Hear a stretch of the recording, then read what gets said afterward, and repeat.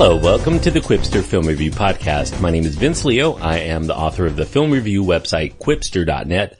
Thanks so much for listening. I hope that you enjoyed the review. If you do, I do encourage you to check out my website for over 3,800 of my written reviews stemming all the way back to 1996. You can find that at Quipster.net, Quipster.net. As I mentioned in the previous episode, I've just come back from a mini vacation and I wasn't able to do any film reviews. I did see one film while I was out and about, and that is the film I'm going to be reviewing today. It's called Born to be Blue. It's a drama, primarily a music biopic about jazz trumpeter Chet Baker.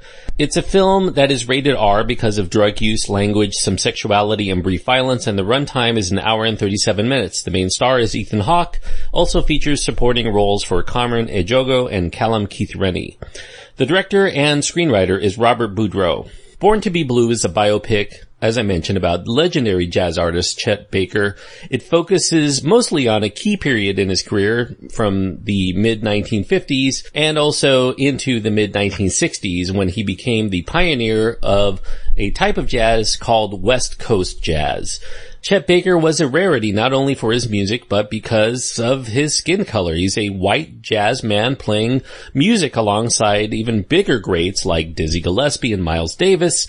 The film mostly deals with Baker's trouble with heroin addiction and a traumatic incident in which his so-called chops would be demolished in 1968, as well as his trepidatious road back to trying to get to where he once was in an industry that no longer believed in him. Born to be Blue just starts off with Chet Baker playing himself in a film that was actually planned but never actually made in real life.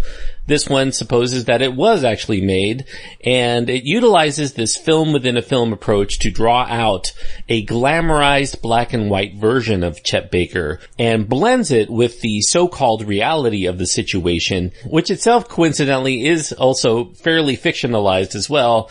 In the film within a film, it touches on the very unsavory issues of his womanizing and his addiction to heroin, as well as this actual film that we're watching. But of course, the reality of the situation is that, it's far more darker than anything that Hollywood tends to portray. I do think that film within a film is necessary because what we're getting here is a semi-fictionalized account of the real-life Chet Baker. Also included in Born to be Blue is the love affair that he would have with a struggling but ambitious actress named Jane. Now, Jane wasn't a real person. She's more like a composite fictional character of some of the loves that Chet Baker had in his lifetime. Here she's played by Carmen Ejogo, and coincidentally, Ejogo also plays Baker's wife in the fictional film within the film. When we find him in 1966, he's fresh out of prison in Italy, but still under the close supervision of his probation officer, who wants Chet to get clean, get a steady job, get out of that lifestyle that has too many temptations for him at the ready, and he knows that the methadone that he is being prescribed to kick the heroin habit will only get him so far. Eventually he's going to relapse, like so many other people that he has seen over the years. As far as the acting goes, Ethan Hawke, at 45 years old, he's perhaps a good deal more mature in his appearance to play his real-life counterpart during the same period. Chet Baker in this film is covering anywhere from his mid-20s to his mid-30s. Ethan Hawke definitely looks much older than that. Some people might argue that it can be said that hard drugs can age a person's physical appearance. Certainly heroin, they have such things called heroin face that can make you seem a little bit older, maybe even a lot older than what you really are in some significant ways. Ethan Hawke here is playing very soft-spoken, but always very thoughtful, like the real-life Chet Baker. And I do think that Hawke here is delivering one of his finest performances in many years, playing this musician. And, if you know Ethan Hawke, he's not really a singer or a musician. At least you wouldn't think so in his films. He does both sing, and he ended up learning how to play the trumpet enough to mimic Chet Baker, at least enough to make it somewhat believable. I'm sure jazz aficionados will spot right away that he is basically faking the jazz here for the role. But above that, I think Hawke is good because he gives us layers of Chet Baker's insecurity and his vulnerability. It has us hoping for him to succeed, even though Chet Baker often operates on a level that ends up harming those who are merely trying to help him to control that inner turmoil that has him turning back to drugs time and again. So he is a disappointment, but you do want him to have a happy ending somehow, if he can. Carmen Ejogo is also a very good counterpart. She has a lot of good chemistry with Ethan Hawke. Her character here exhibits a lot of resolve and intelligence and romantic appeal. There is some suspension of disbelief to be had here because her character is fictional. Such things take you out of the movie. There's actors who are cast as her parents. They look nothing like her. I guess the excuse is that's never stopped Hollywood in this regard. How many times have you seen a cute kid in a movie not look anything like his parents? So we'll give it a pass here. Unlike the timid, passive, or nearly non-existent role usually given to the long-suffering spouse, the story gives Jane more of a rounded personality and a more active role in Baker's life instead of just being somebody who's there to be a victim. It shows just what kind of life the musician would have had to lose if he were to ever revert back to his ways as a user and abuser. Now, here's where the movie fudges again a little bit. In truth, Baker was already married by 1966 when most of this film is set to the woman he would remain married to until his death in 1988. That's not really what the film is about. The film is really more trying to get at a certain truth. It's not trying to give you facts as much as to give you something more fundamental to think about in terms of the life of Chet Baker. The film sets up stakes.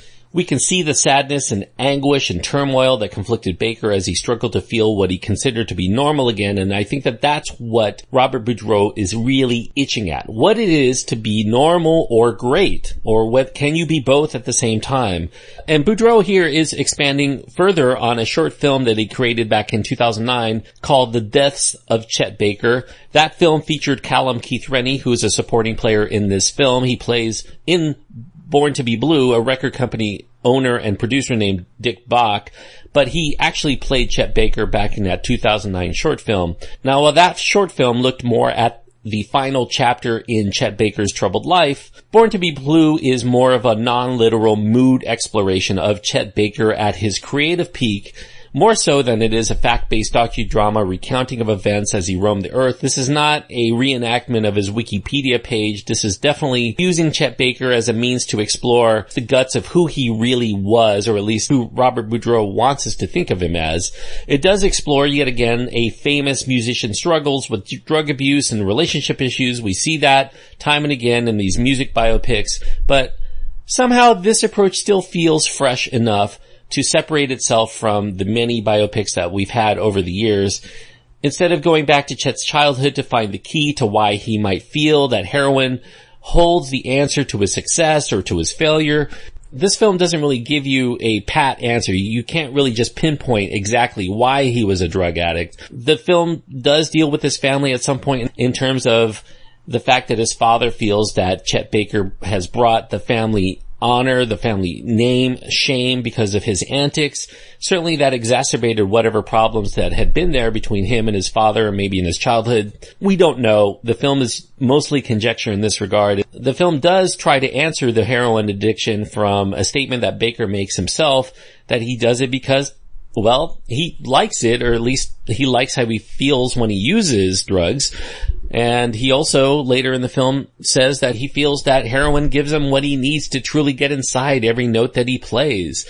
Maybe he feels, sometime later in his career that perhaps trying to play without heroin is keeping him from achieving what he once had, that greatness that he feels, even though a lot of people would tell you is that confidence that he lost in losing his chops, so to speak. I suppose what Baker was really trying to say was that being high meant that he didn't have what he had when he wasn't high, which is that lucidity to realize that underneath it all, his self-confidence had been as shattered as his palate, perhaps even before the incident that nearly ruined his career, though, certainly his self-doubts increased exponentially more afterward. Born to be Blue does end not with Chet Baker's death, but it ends with a choice that he makes. He's at a crossroads. It's a choice that only Chet Baker could make, which is whether he was going to embrace his drug addiction for the life that he once had, or continue to curb that need for heroin with other drugs like methadone to dull the urge for them in order to continue the life that he currently has, or perhaps maybe try to do without either of them, to rely on no crutches other than the love of his woman and perhaps his future family, and to try to live the life that everyone wishes that he would have.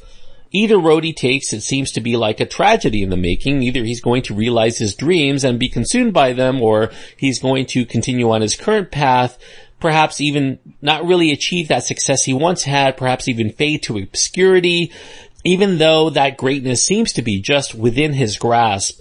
And I think that ultimately is the pain that he feels. He wants to have it all. He has to make a choice in order to have one thing or another, and that means there's going to be a great loss somewhere in here.